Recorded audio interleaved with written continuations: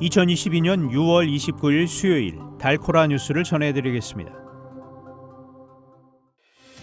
텍사스에서 낙태를 금지하는 법 시행을 일시 중단하라는 법원의 결정이 내려졌습니다.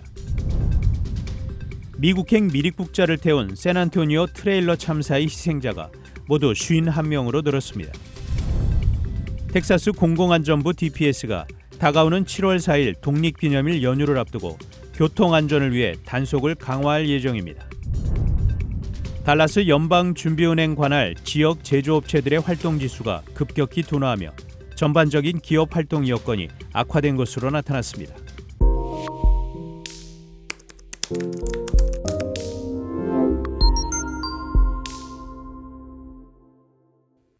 텍사스에서 낙태를 금지하는 법 시행을 일시 중단하라는 법원의 결정이 내려졌습니다. 해리스 카운티의 크리스틴 윈스 판사는 어제 낙태 옹호단체가 낸 가처분 소송에서 텍사스주가 낙태를 금지하는 법 시행을 일시 중단하라는 결정을 내렸습니다.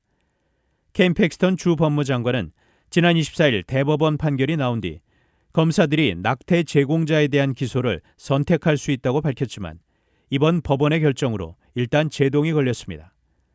다만 법원의 이런 결정은 일시적 중단에 불과하고 주정부나 의회가 법적 쟁점을 해소하는 절차를 진행할 경우 주법의 시행을 맡긴 역부족이라는 평가입니다. 미국행 미립국자를 태운 샌안토니오 트레일러 참사의 희생자가 모두 51명으로 늘었습니다. 이번 참사에서 남성 39명과 여성 12명이 숨졌습니다. 병원에 따르면 고열과 탈수 증상을 보인 일부 환자들은 위독한 상태여서 사망자는 더 늘어날 가능성도 있습니다. 국토안보부의 한 수사관은 가장 많은 사망자가 나온 최악의 미립국 사건이라며 범죄 카르텔과 연계된 미립국 알선 조직은 사람을 상품처럼 취급한다고 밝혔습니다. 그는 통상 불법 이민자들이 미립국 조직에 8천에서 10,000달러를 내고 국경을 넘는다며 샌안토니오를 거점으로 미립국자들이 미국 전역으로 흩어진다고 설명했습니다. 텍사스 공공안전부 DPS가 다가오는 7월 4일 독립기념일 연휴를 앞두고 교통안전을 위해 단속을 강화할 예정입니다. DPS 산하기관 텍사스 하이웨이 패트롤은 다음 달 1일부터 4일까지 교통법 위반 단속을 위한 교통안전 캠페인을 시작합니다.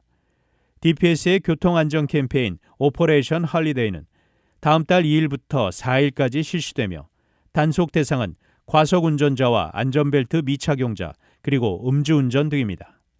지난해 캠페인에선 총 55,700여 건의 법원 출두 명령장과 경고장이 발부됐습니다.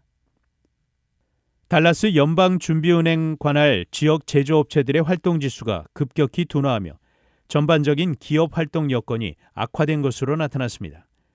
지난 27일 달라스 연원에 따르면 6월 제조업체들의 기업 활동지수는 마이너스 17.7로 집계됐습니다. 지수는 제로를 기준으로 확장과 위축을 가늠합니다. 지수가 마이너스대로 떨어졌다는 것은 제조업 경기가 위축세를 보였다는 의미입니다. 수치는 5월에 마이너스대로 진입한 이후 6월에 10포인트 이상 하락했습니다. 단신 뉴스입니다. 스페인을 방문 중인 윤석열 대통령이 28일 기시다 후미오 일본 총리를 만나 한일 관계를 미래지향적으로 발전시키자고 말했습니다. 지방선거가 끝난 뒤 여야 모두 당내 주도권을 둘러싼 내용이 격화되고 있습니다. 서방 군사동맹인 북대서양조약기구 나토가 중국과 대립각을 분명하게 세우면서 유럽연합의 전략적 자율성 확대 정책에 제동이 걸릴 것으로 보입니다. 전 세계 기업들이 사우디아라비아에 들어설 미래형 초대형 도시 네옴에서 기반시설, 인프라 건설 계약을 수주하기 위해 뛰어들고 있습니다.